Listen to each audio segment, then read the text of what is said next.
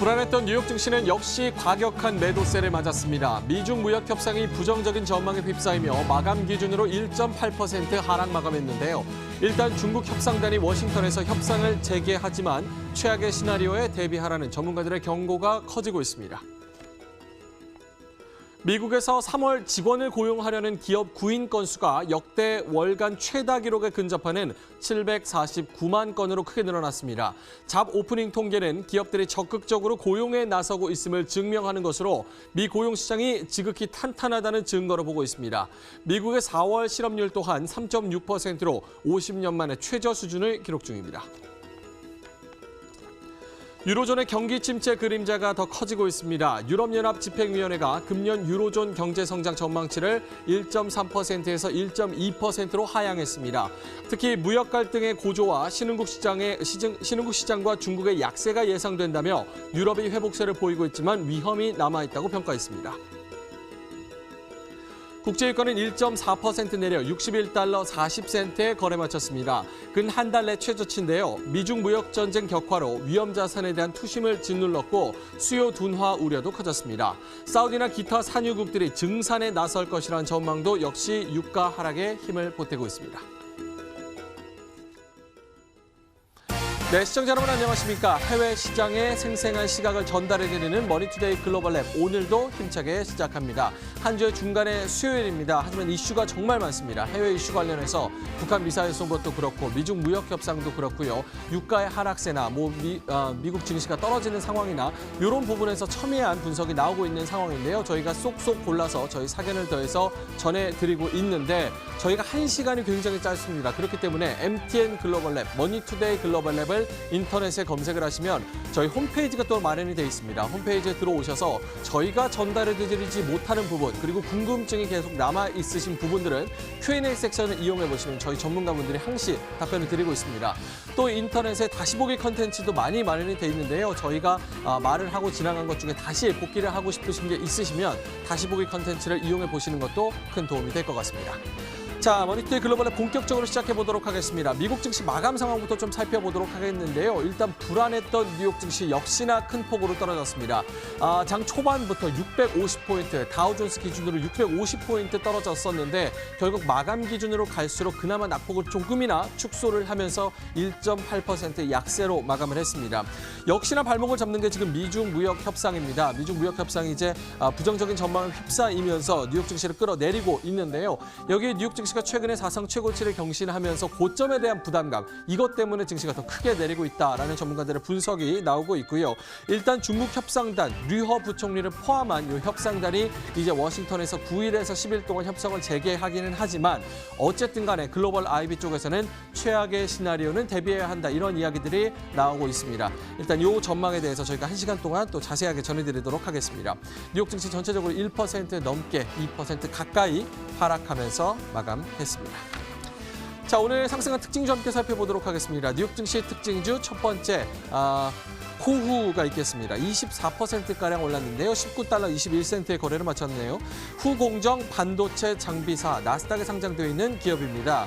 1분기 실적 발표가 있었는데요. 매출과 매출 총이익 모두 가이던스를 상회했습니다. 특히나 여기에 이어서 스티플 쪽에서 이제 투자 의견 상향 의견이 있었는데요.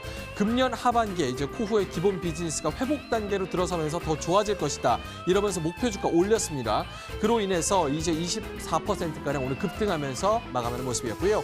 두 번째로는 역시나 나스닥에 상장되어 있는 아타이, ATA입니다. 22% 넘게 상승했는데요. 컴퓨터 기반의 전문 자격증 그리고 인증 시험 서비스를 제공하는 회사입니다. 저희가 이제 4월 달에 전해드렸었는데 딱 한 달 전에 4월 10일에 107% 그리고 81% 이틀 연속으로 큰 폭으로 올랐습니다. 4월 달에는요, 해외 예술 학교에 지원하는 중국 학생들 이런 교육 서비스를 지원하는 계약을 체결했다, 이런 소식에 급등했는데 오늘 상승 이유는 딱히 없었습니다. 하지만 22% 넘게 올랐네요. 자, 세 번째도 역시나 나스닥에 상장돼 있는 회사입니다. 솔라 엣지 테크놀로지 IT 회사입니다. 세계 1위의 가정용 태양광 인버터 그리고 원격 모니터링 시스템 공급 업체입니다.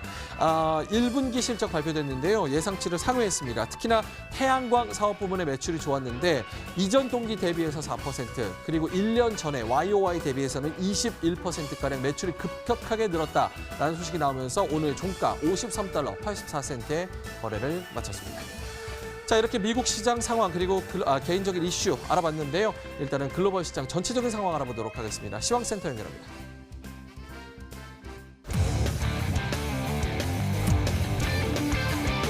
私たちは皆さんを待っています。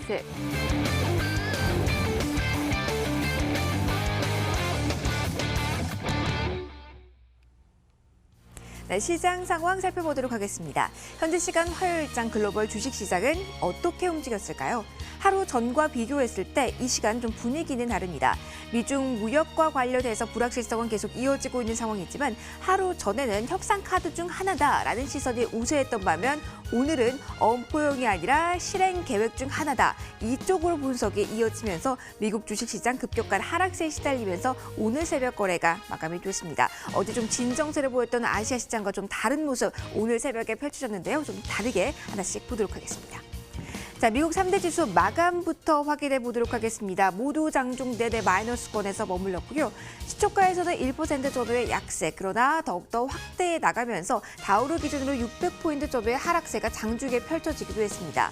저점 대비로는 살짝 올라왔지만 여전히 큰 폭이라고 할 수 있겠죠. 다우 지수가 473포인트나 내리면서 거래 마감이 됐고요. S&P 500과 나스닥 지수 2% 가까운 조정을 받으면서 오늘 거래를 마감 지었습니다.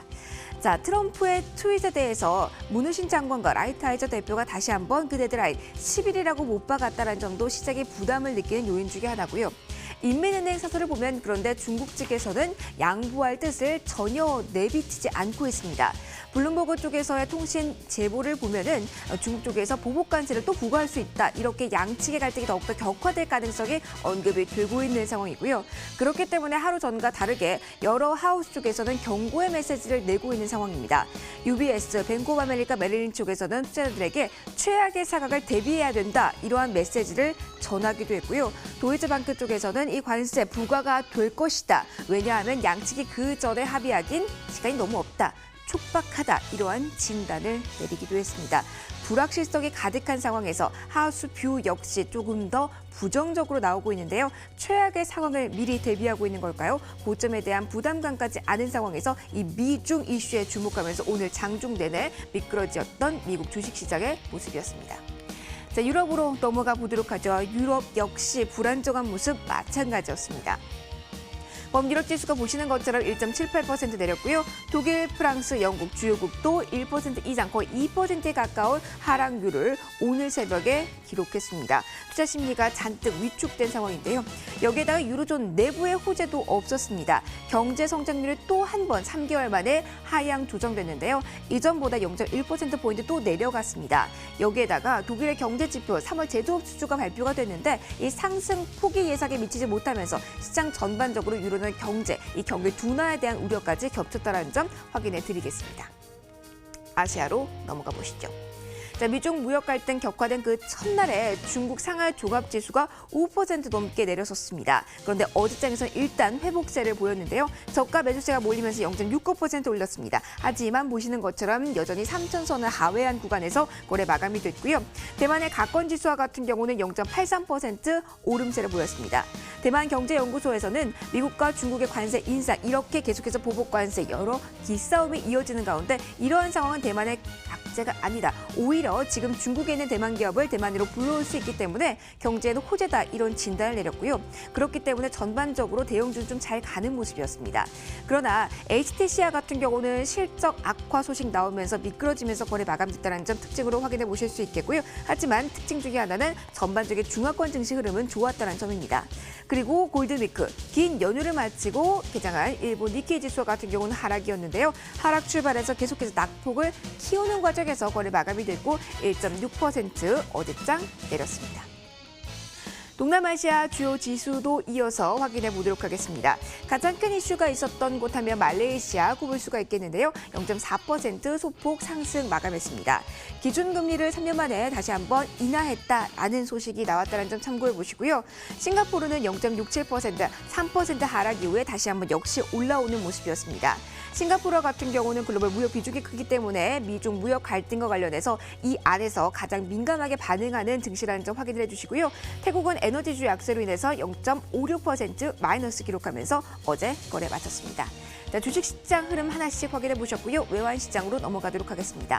달러화는 주요 통화 대비 호주세를 보였습니다. 전반적으로 봤을 때 안전자산에 대한 수요는 계속 이번 주 이어지고 있는데요. 엔화, 스위스 프랑에 대한 매수세는 강했습니다. 달러 인덱스 보시면은요. 소폭 강세 97달러 선의 거래가 마감된 모습이고요. 유가 이어서 보겠습니다. 미중 무역 갈등 이슈로 인해서 글로벌 수요 둔화에 대한 우려가 불거진 상황이었습니다. 여기에다가 산유국 쪽에서 증산 조짐도 보이면서 일제 미끄러졌는데요. WTI가 1.4% 내렸고요. 브렌트유는 1.9% 동반 하락 마감했습니다. 마지막으로 비철금속 시세 체크하도록 하겠습니다. 금 가격 안전자산이긴 하지만 이번 주에 그렇게 급격한 움직임은 나타나고 있지는 않습니다. 조용하게 움직였고요. 0.1% 소폭의 강세, 은과 구리 가격은 아래쪽으로 밀려 내려가면서 오늘 새벽 거래를 마쳤습니다. 시장의 큰 그림들 확인해 보셨습니다. 오늘 월가에서는 어떠한 종목이 주목을 받았는지 이어서 확인해 보도록 할까요? 월가의 투자 의견 정리해 드리겠습니다. 명민준 앵커와 함께 하시죠.